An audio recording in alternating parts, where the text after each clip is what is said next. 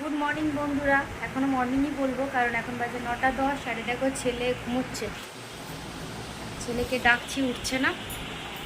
তো আজকে উঠেছি একটু দেরি করে, শরীরটা কদিন থেকে ভালো নেই। তো দেখলাম আজকে একটু বেলা করে উঠলাম, একটু ঠিক লাগছে। আজকে উঠেছি তোমারও 7:30টার দিকে। তো রান্না অনেকটা এগিয়ে গেছে, আরও কিছু রান্না বাকি আছে এখনও। তো চলো দেখো, এখানে আমার হয়েছে পাতলা পাতলা মসুর ডাল, গাজর দিয়ে, পটল দিয়ে। ছেলে খাবে না, কিন্তু মেয়েকে একটু সবজিটাকে দিতে হবে বলো। আর এটা কালকে একটু চিংড়ি মাছ রেখেছিলাম, ছেলে মেয়ে কাউকে আমার দেওয়া হয়নি। তো ওইগুলো দিয়ে একটু পটলের তরকারি করেছে, আর এখানে একটু আলাদা করে তুলে রেখেছি, কারণ অনেকটা তরকারি তো, রাত্রে তো মাছ দিয়ে ভালো লাগবে না, রাত্রে তখন এটা খাওয়া হবে। আর একটু মাছ ছিল, মাছের ঝোল করেছি। আর এখানে এখন এখন হচ্ছে তোমার একটু পুঁই ছিল কবে কাজ, তো পুঁই কুমড়ো আলু দিয়ে একটু তরকারি হচ্ছে। এটা অল্পই হবে একটুখানি, এটা করছি। আর এই ভাত একবার ফুটিয়ে নামিয়ে রেখেছিলাম, তারপরে এই ফোটাচ্ছি, এবারে ভাত হয়ে যাবে। মোটামুটি আমার রান্না কমপ্লিট হয়ে গেছে। এই তরকারিটার ভাতটা হলেই হয়ে যাবে। তারপর ডিম সেদ্ধ করতে বসিয়ে ঘরে এবারে দেখি, ঘরটা মুছবো, ছেলেকে উঠাবো। স্কুল যাচ্ছে মেয়ে।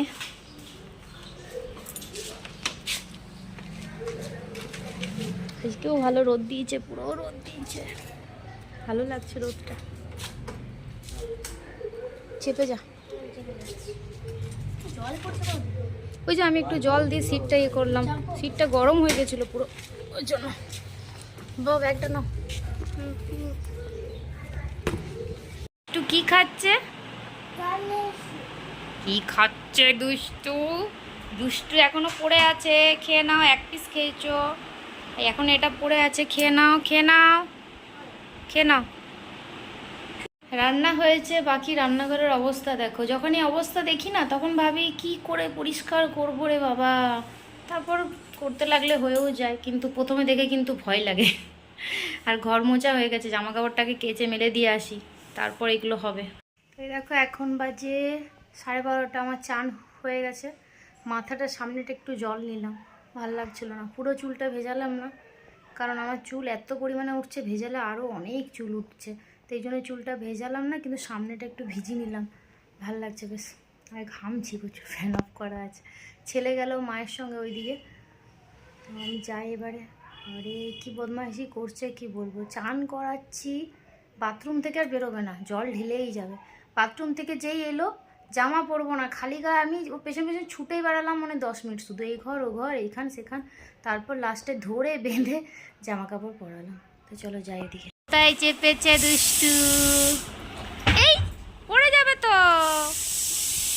আরেকবার আস্তে করে না, আস্তে করে না। এখন বাজে 4:05। মা মেয়ে বসে আছি। মেয়ে স্কুল থেকে এলো, ড্রেস চেঞ্জ করলো, দিয়ে বসে আছি। আমার তো শোয়া হয় না জানোই, এই 4টে বাজে, এখন কি শোবো বলো। একটু পরে তোর বাবাও চলে আসবে, চাটা করতে হবে, এই জন্য আর শোয়া হয় না।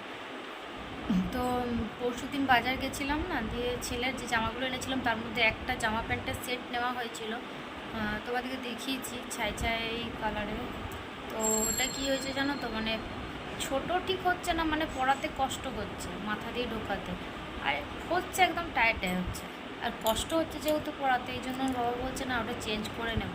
তো আজকে ভাবছি যাব বাজারে আবার। তো মেয়েকে ওই জন্য বলছি একটু পরে পড়তে বসে যা, 10 মিনিট পর, ঠিক আছে? তাহলে ওর বাবা আসবে, দিয়ে আবার 7টার মধ্যে গেলে চেঞ্জ হবে, না হলে হবে না। মানে সকাল 11টার থেকে মনে হয় 7টা, তারপরে চেঞ্জ করে না। তো এই জন্য একটু তাড়াতাড়ি যেতে হবে। তারপরে আবার কিছু কেনাকাটাও করব। তো ভাবছি যাবো, তো দেখা যাক। এখন তো বৃষ্টি বৃষ্টি হয়ও নি, দুদিন রোদ রোদ দিচ্ছে। ছেলে ঘুমোলো 3টের সময়, তারপর আমি খেলাম। তো একটু পড়তে বসুক মেয়ে, একটু পড়ে নে। পড়া না করলে বাবা ছাড়বে না, কোথাও নিয়েও যাবে না, এইরকম। একটু পড়তেই হবে ওকে, 1 ঘন্টা হলেও পড়তে হবে, নাহলে নিয়ে যাবে না। তাই বলছি পড়ে নে, তারপরে বাজারে যাবো। আজকে ভাবছি একটু শাড়ি নেওয়ার জন্য দোকানে ঢুকবো, যদি সম্ভব হয়, মানে যদি সময় থাকে হাতে তাহলে। তাই মা বাবা আমার ভাইয়ের বউ সবাইকে বললাম একসাথে যাব। একসাথে গেলে কী হয় জানো, ছেলেকে একটু ওরা ধরবে, সুবিধাও হয়।